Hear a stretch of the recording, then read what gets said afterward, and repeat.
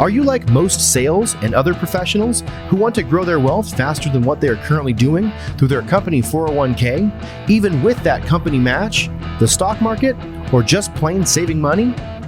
Would you sleep better at night if you had the financial freedom to be job optional in just 3 to 5 years through investing in real assets? Maybe you don't want to stop working, but wouldn't it be cool if you could retire a decade earlier than most and do the traveling you and your family have planned for years while you're still young and can enjoy it? Let's face it, most busy professionals don't have the time or desire to take on more work outside of their W-2 to grow their wealth. On The Wealth Flow, each week we share the stories, the investments, and take a deep dive into the various asset classes that can deliver that accelerated growth to your portfolio passively. That's right, no extra work for you. Instead, we'll put your money to work. Learn what the 95% aren't talking about and join the top 5% of earners today on The Wealth Flow.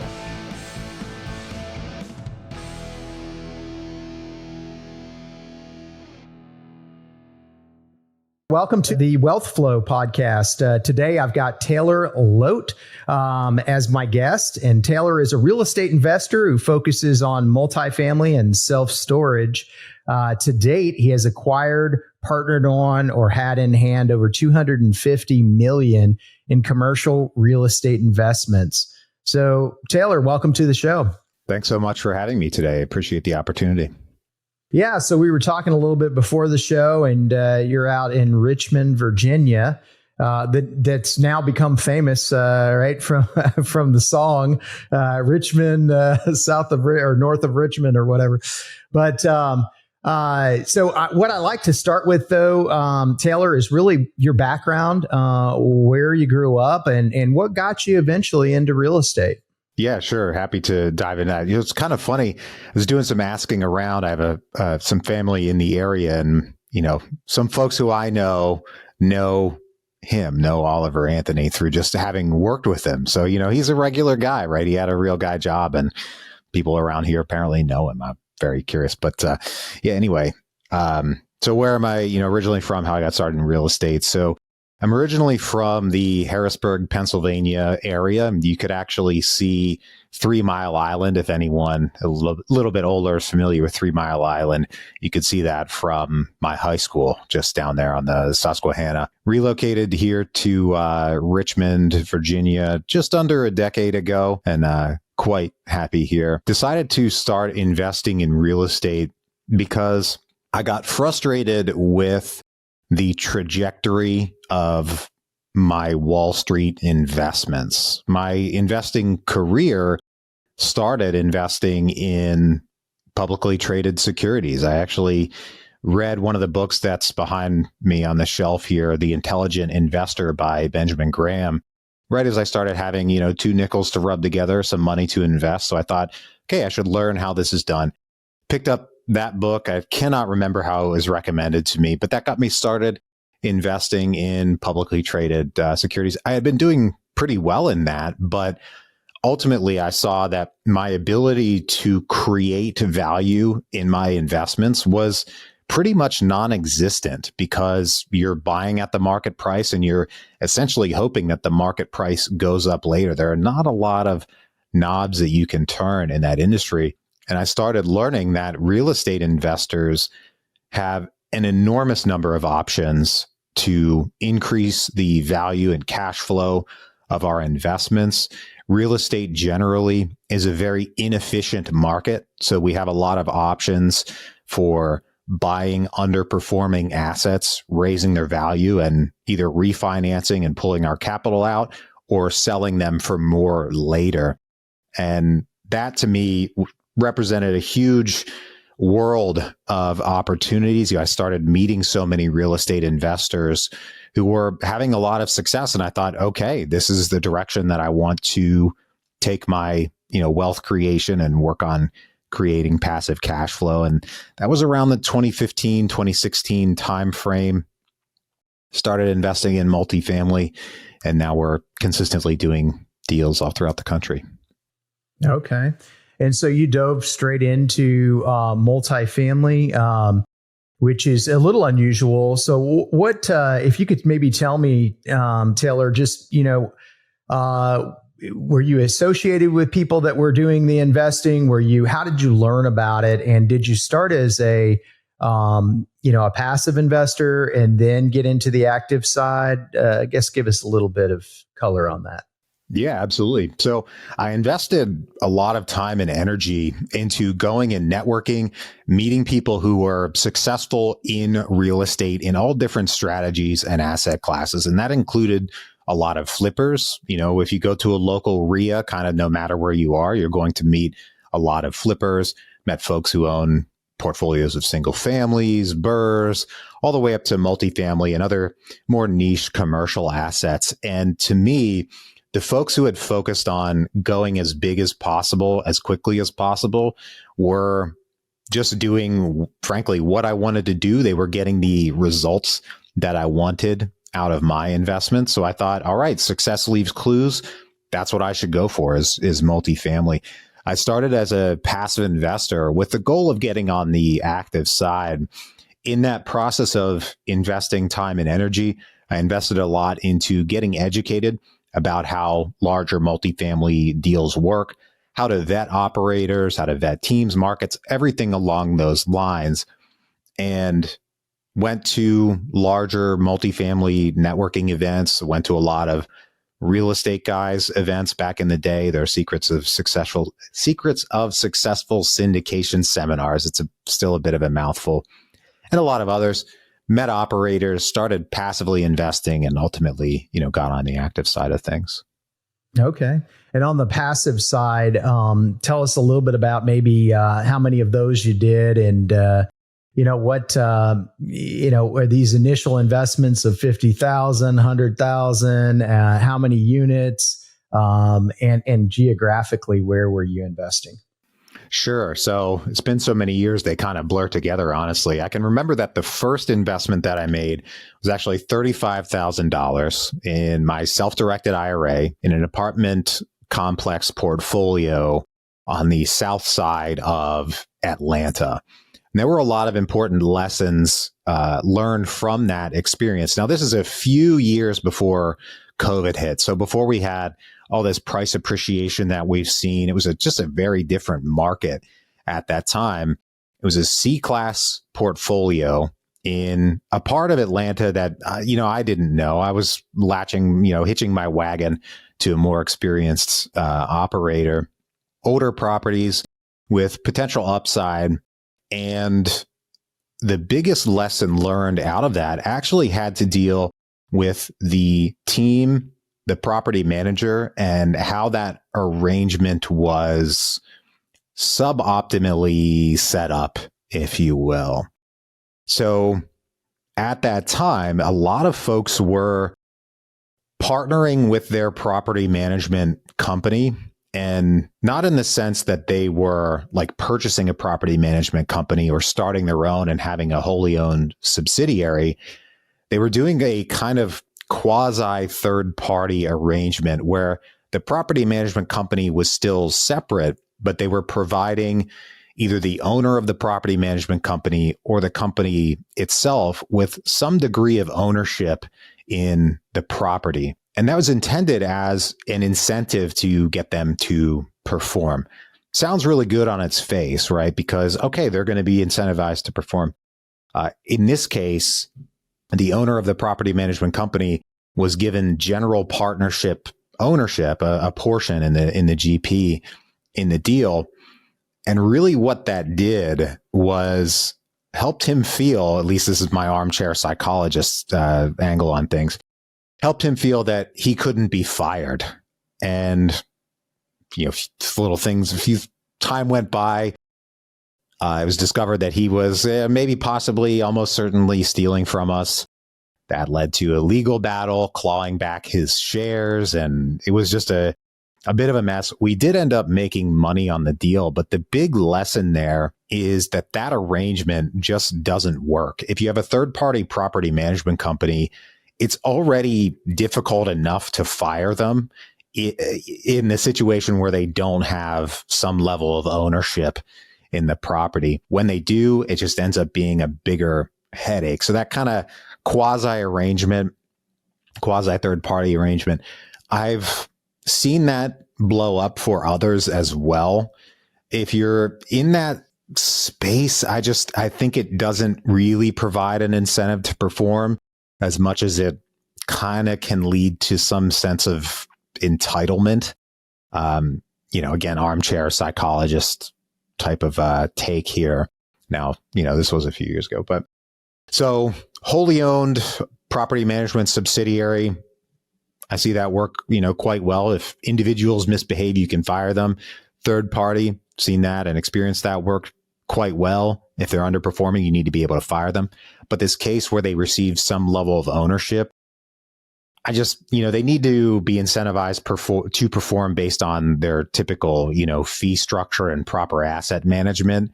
But the ownership aspect, I just don't see it work out. Yeah, I could see that. But I too, when you initially said it, it sounds like, an arrangement that could work well. But I can see, if somebody has ownership, they certainly would feel that they would be able to continue to do the property management. Like you said, it's already a challenge to, especially on a larger property, to fire your property manager. You've got so many systems set up in place, and, to have to try to move that when you've got rents coming in and, deposits and all that, it's just a bear in itself. So, well, that's cool. Well, that was good then that your initial one gave you at least, although it was probably a challenge at the time, at least it, kind of gave you something to look for in the next deal. So, yeah, now I can share that lesson with others. I think in the case where it leads to a sense of entitlement or even misbehavior, shall we say, ultimately that's a question of who, because the right person, given ownership, if they have their ethics and morals in line, they're not going to be tempted to misbehave in a deal. The problem is it's kind of hard to tell who those folks are until they're put in that position. They might know deep down whether they are, but from the outside, it can be difficult to tell. So I think setting things up in a way that the wrong person can't take too much advantage is very important. And that, I don't mean to malign property managers at all. I mean, heck, we've, done a ton of business with a lot of them. It's just having that relationship set up in the right way so that everybody properly stays in their lane and we're not mixing things up, I just think is so important. Yeah. What about, so the first deal that you did that you were part of the GP team, how did that happen? How did you choose the people that you were partnering with, and what type of a property did you buy? Sure. That came as a result of, a lot of energy put into networking, to putting myself out there, building relationships with others. I wish there was a magic bullet, if you will, to getting those opportunities, but it just came down to being committed to getting my foot in the door and putting that energy forward really to find those opportunities, getting out there, building relationships with people. I have a podcast now, the Passive Wealth Strategy Show. I had a podcast prior to that we talked about real estate investing on as well. I started a local in-person networking event here in Richmond at the time. So kept putting myself out there, was still going to a lot of these larger national apartment and syndication networking conferences. So building those relationships. The property itself, a C-class property in Amarillo, Texas. It was 225 doors. And, the deal ended up going quite well. We all ended up making money on the deal. It was really a great opportunity, but there were still some very important lessons learned out of that. Now, this was acquired a good bit before COVID. So, again, before a lot of this price appreciation, and importantly, before a lot of this costs increasing and inflation, if you will, on, labor costs, material costs. And that's very important for all real estate investors, but in particular, older C-class or even D-class properties can have so much deferred maintenance to them that even if you do all the due diligence, scope the lines, look at all the HVAC units, check all those boxes of roofs, everything like that, the odds that you're going to have unexpected major expenses pop up throughout your ownership period in an older property are very high. And that happened to us. And a lot of those big expenses, it's a big cost, but it doesn't add to your NOI. It's just a big expensive plumbing repair where you have to dig up a slab and it disrupts the ability to use one or more units. That happened to us. We had to put tenants up in hotels at the time, which is a big cost, right? And we still made money on the deal, but those unexpected things that can happen in older properties, just so much easier to sleep at night when your properties are newer, and the odds that those things are going to pop up are, much lower. Yeah, you would hope that in buying something older like that, you'd be kind of, weighing out the risk versus the reward to, say, well, yes, this one is a little bit more risky, but, here's where I see it going. And I'm sure you guys did that, but yeah, it certainly, things can come up with older properties. There's just no two ways about it. So. Yeah. And the difference was that, again, this was pre-COVID. So before all of this price appreciation and narrowing of spreads between C, B, and A class properties, when back in the day, if you will, you could still get a C class property relatively cheap compared to what you would pay for a nicer, newer B or even A class property. Whereas today, now things are shifting a little bit now that interest rates have gone up. It's a little harder to do deals now, but still the point remains, prices are higher than they were. And in my mind, kind of considering the risk of those issues popping up, the ages of the properties and the pricing that these things are available in most markets, I just think C doesn't really make any sense anymore. Newer B or A class properties, I think, are just more sensible these days. Okay. And did you move to that right after this first one that you were part of the GP team, or did it take a couple others to kind of solidify that that you wanted to be in newer properties? We did a couple of C-class properties, and this is between not only my experience, but also, the advantage of networking and hosting a podcast is you can learn from everybody's experience. And, I do my best to learn from my experiences, but the more you can kind of crowdsource your learning and knowledge and see where other folks are going or struggles that they're having, and either refine or pivot your strategy based on that information. So it was after doing a few C-class properties on our own, yes. And then also, again, building relationships and learning from others what was happening with C-class properties. And a lot of that price appreciation that I mentioned, COVID-related price appreciation, it took a couple of years to occur, 2020, 2021. I would say less so 2022, really. But probably mid 2020 and into 2021 is when I started, really reconsidering and evaluating my strategy. I also revised my own business in that period, if you will. Didn't do any deals in 2021 because I was reimagining, if you will, my own angle to the real estate syndication business.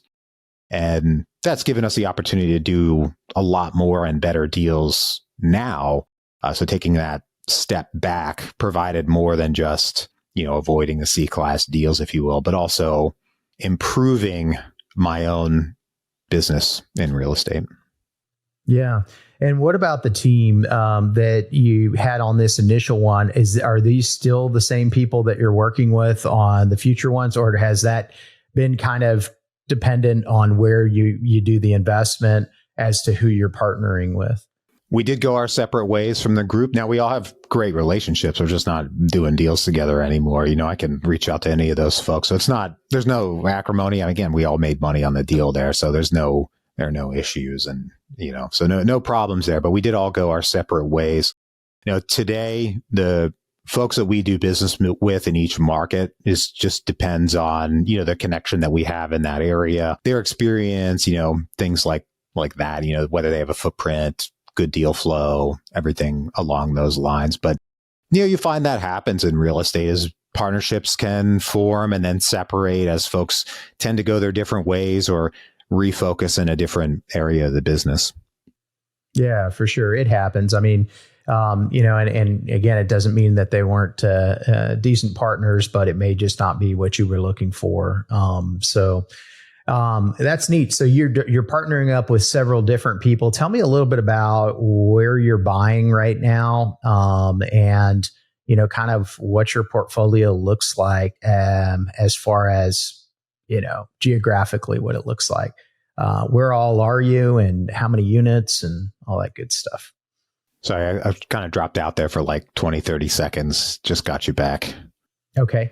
So I was just saying, tell us a little bit about your portfolio now, and geographically, where all are you buying? Where do you currently have, properties that maybe you haven't exited yet?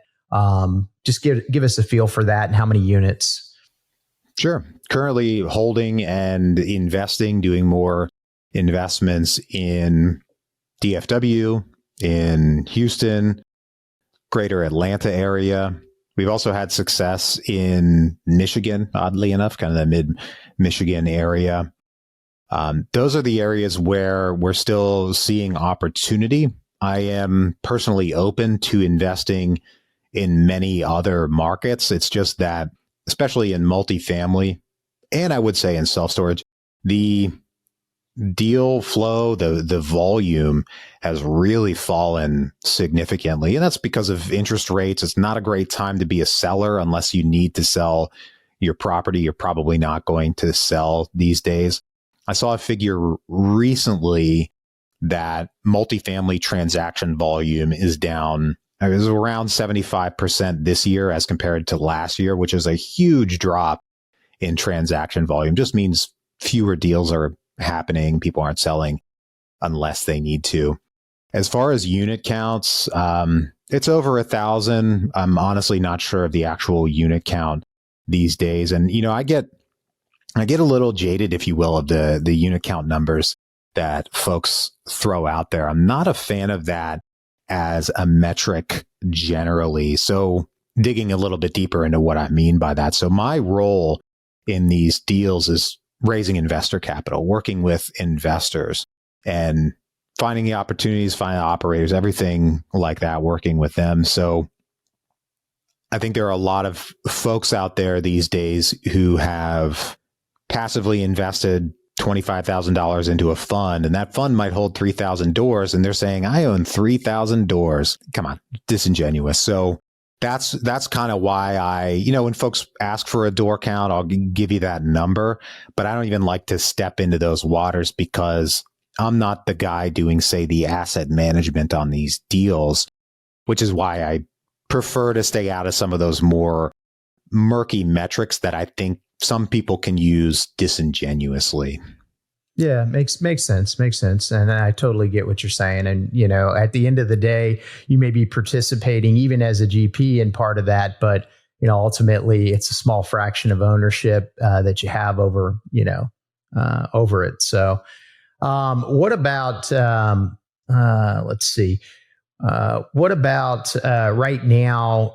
Tell me a little. You mentioned kind of finding operators and choosing them. So, are you working on their GP team, or are you coming in like as a fund of funds model? How are you doing it?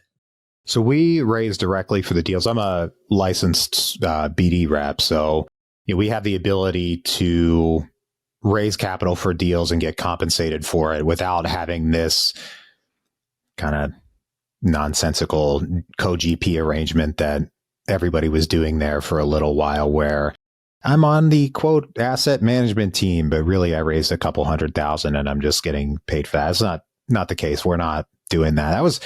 That was the re-envisioning, if you will, of my business through 2021, it was really important for me to do something in this business that I genuinely enjoy, which is working with investors and finding these opportunities and helping pair them up, but also being able to feel good about the business, sleep at night, and not have to feel like I was really attempting to skirt a very important regulation in the securities industry, where there are a lot of people out there doing unlicensed broker-dealer activity and kind of trying to hide it. But if there was any level of legal scrutiny in these deals, it would be readily apparent that that's what's going on. And people are getting away with it. That's their business and their prerogative. But again, I really like being able to sleep at night. I'm quite happy, quite comfortable in my life and business. And I think some folks are, in the pursuit of chasing a dollar, willing to kind of ignore some regulations out there. And that just doesn't sit well with me. Right. Yeah, I agree. And what about so you've invested also in self-storage in addition to the multifamily. First, why go to a different asset class? I mean, you may not have gone on completely, to a different asset class. Maybe that you're looking at both opportunities out there, or multiple opportunities. And certainly if you're raising capital for them, there's no reason why you can't do two different asset classes. That said, what do you see that maybe is attractive about self-storage, and maybe some of the differences between the two from an investor standpoint? Yeah, absolutely. So I started investing in self-storage pre-COVID, started getting interested in it because once you dip your toes into this kind of commercial real estate space and start learning, you really learn about all the asset classes that are available. And probably the big three in this space have historically been multifamily, mobile home parks, and self-storage. Mobile home parks, for me, I want to own assets that I feel great about owning, and I just would not feel great about owning a mobile home park personally. I don't judge anybody that does, but just never really appealed to me that much. Whereas digging into self-storage, there are a lot of great advantages to it. The market itself is so fragmented, still a lot of mom and pop ownership out there, and a lot of opportunity to modernize their marketing operations and revenue collection and create a lot of value in that way. So my first getting my foot into the door in self-storage was honestly a little more accidental than I would even care to admit. I had started getting interested in the space, but kind of coincident to that, some folks that I had built a relationship and knew personally decided to pivot their business and started investing in self-storage a little around that same time. They started doing deals, and I liked them personally. I liked the way they approached their business, and I felt good about the team and the deals that they were doing. Just started evaluating their opportunities and said, all right, the next one, I'm going to look at it, but I'm almost certainly going to invest in it. That one came across, again, pre-COVID, did really well on that. And it's like, all right, well, I'm going to get more into self-storage investing because it was a great opportunity.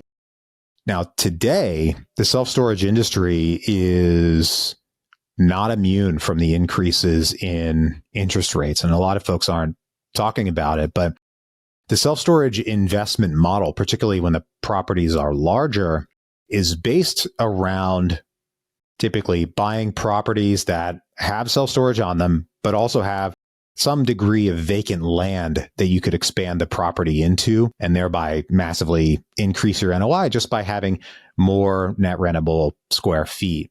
The trouble with that today is borrowing costs are high and construction costs are still high. So that makes it difficult to do that type of a deal right now. That's not going to last forever, of course. That's just the condition of the market today, the reality.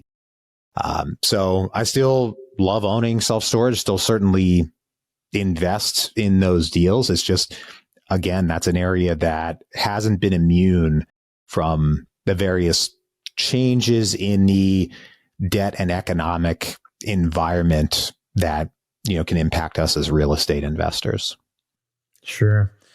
And so with that, are you currently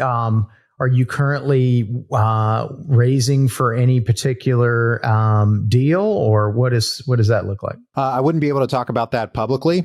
If anybody wants to know that, certainly reach out to me. I'm happy to have a conversation.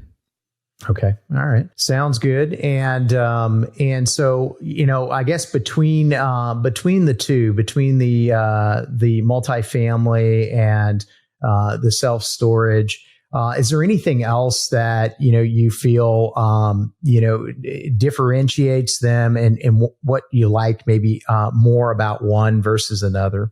I think one of the interesting differences that got me looking at self-storage originally is the tenant landlord law in multifamily as compared to the lien law in self-storage. It's a completely different legal arrangement between you and as the property owner and the person who is renting your property. And the eviction moratoriums during COVID, I think, cast that into stark relief, if you will allow me to use that expression. Now, the eviction moratoriums were more difficult to deal with for investors in some areas as compared to others, but I think the idea that anything would change in lien law in the future for similar reasons is just incredibly low.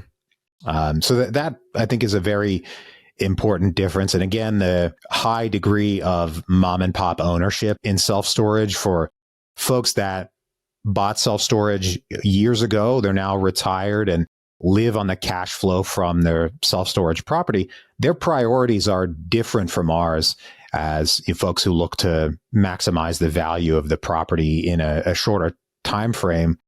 Those mom and pop owners that are, retirees, they're just looking to have a steady stream of income that's predictable and hopefully not a terribly large headache. Oftentimes that means they'll look to keep their properties 100% occupied, physically occupied, even if that doesn't really mean 100% economically occupied. So they might not, kick folks out that aren't paying the rent on their garages that they're renting, or that can also mean they're not looking to maximize their rents. So the rents on their storage units might be, significantly under market, if you will. So that can represent a pretty big upside potential for a more, I want to say sophisticated operator, but sophistication is kind of a tricky term in that way. For an operator that is looking to maximize that NOI, that can represent a pretty big upside potential in self-storage. And I just see more of that type of thing in self-storage than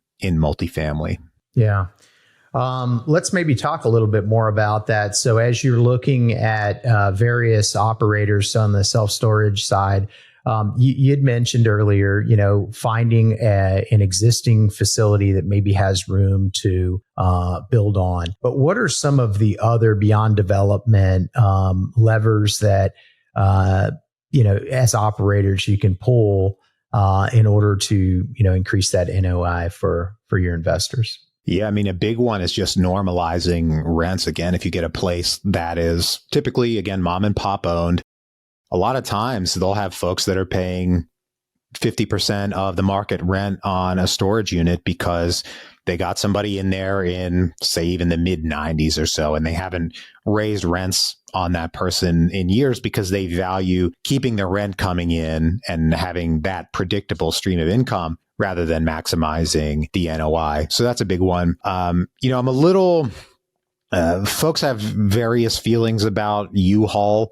We've had success with U-Haul rentals in certain properties, but it's not what I've seen from just, networking with other folks that have not had success with U-Hauls in their storage units. It's not a panacea, if you will. It doesn't always pan out at every property, but it can be a good way to bring more traffic and more revenue into your property. Adding amenities, gates, security cameras, climate control if you're in the right area and can make that happen.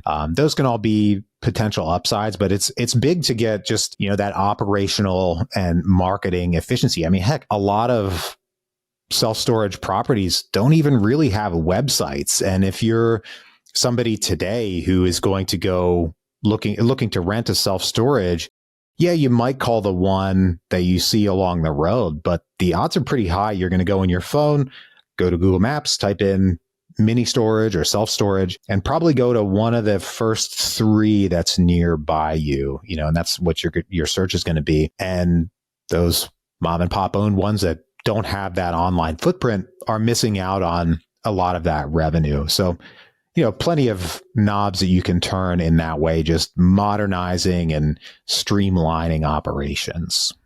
Yeah, it makes sense. What about, it's been a while since I've rented a storage unit.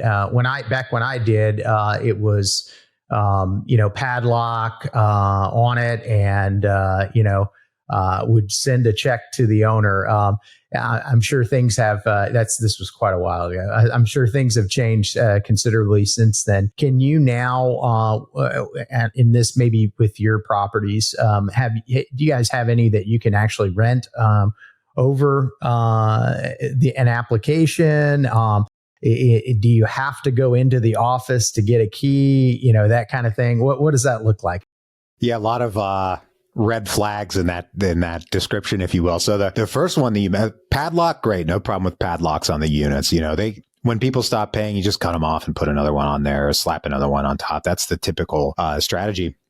But the second thing you mentioned was send a check to the owner. No checks, credit card or bank draft, so that you can actually collect, that rent and get it coming in. Just the labor of collecting and cashing a check. I mean, especially if it's like a cheaper unit, $40-$50 a month. I mean, you're spending a lot of your margin just paying somebody to take a picture of that check and cash it, right? Or drive it to the bank.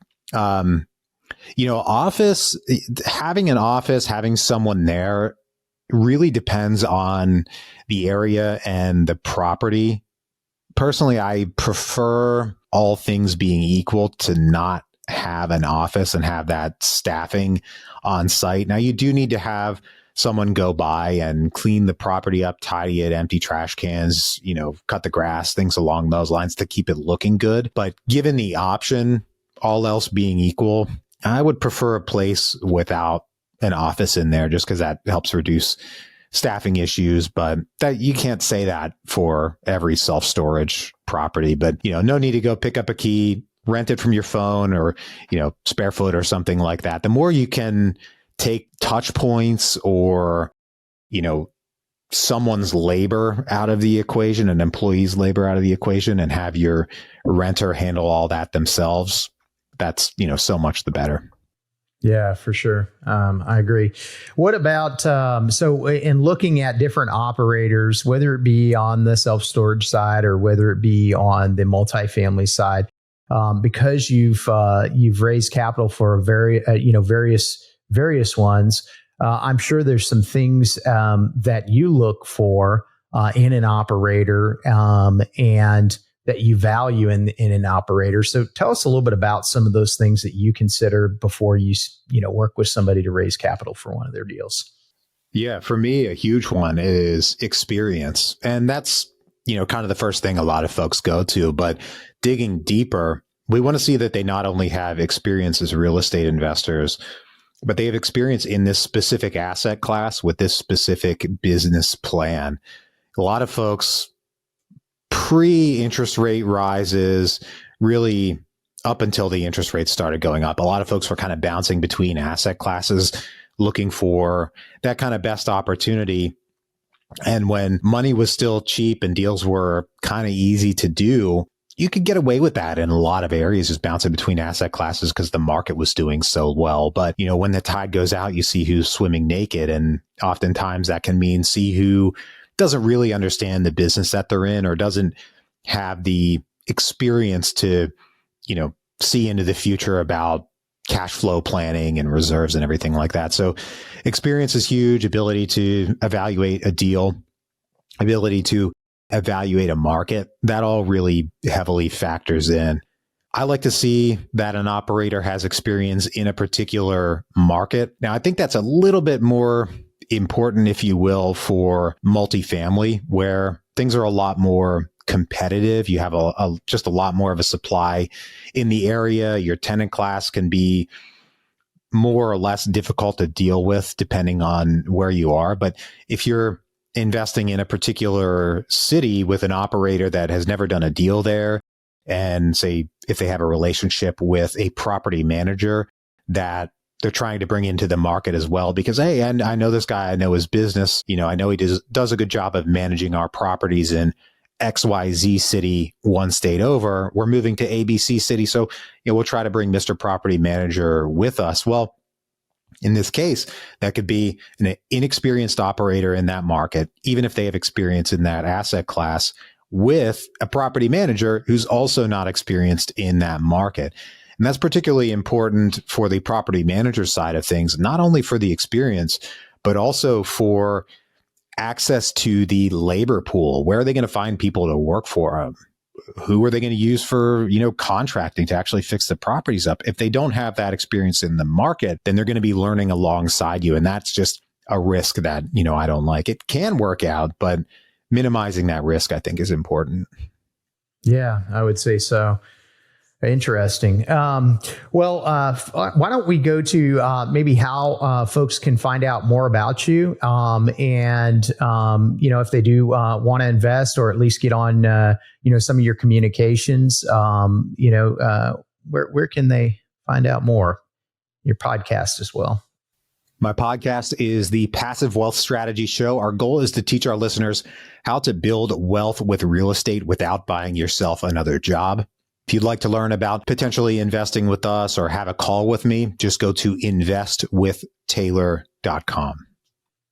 Okay, perfect. And I've got a couple other questions for you, but when you're not, if you have some time, if you're not investing in real estate, what do you like to do in your free time, Taylor? I train Brazilian Jiu-Jitsu. It makes me feel a little bit like Dwight Schrute to say this, but I'm a purple belt. I'm pretty proud of that. I started training in 2015 and trained pretty consistently. Now, as a real estate business stays active, my time to train is really trimmed down a bit, but it's my favorite thing to do. I met my wife there.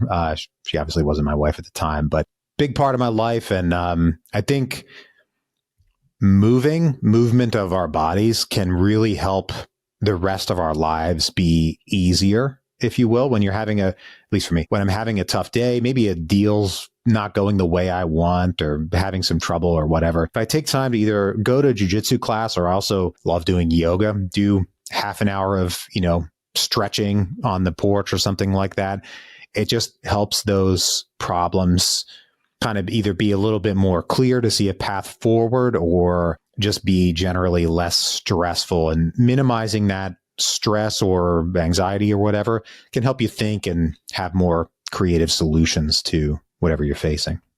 Yeah, I agree with you. I kind of do that with running, and just getting out on a run. It just allows you that time to kind of, you may not figure it out while you're out there, but just the sweat and relieving yourself of a little bit of stress is always a good thing. So, what about for somebody who's just starting out as an investor? What recommendations would you give them?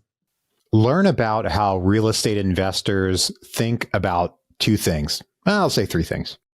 Learn about how real estate investors think about money and how money works in real estate. Learn about how they think about networking and building relationships with other investors.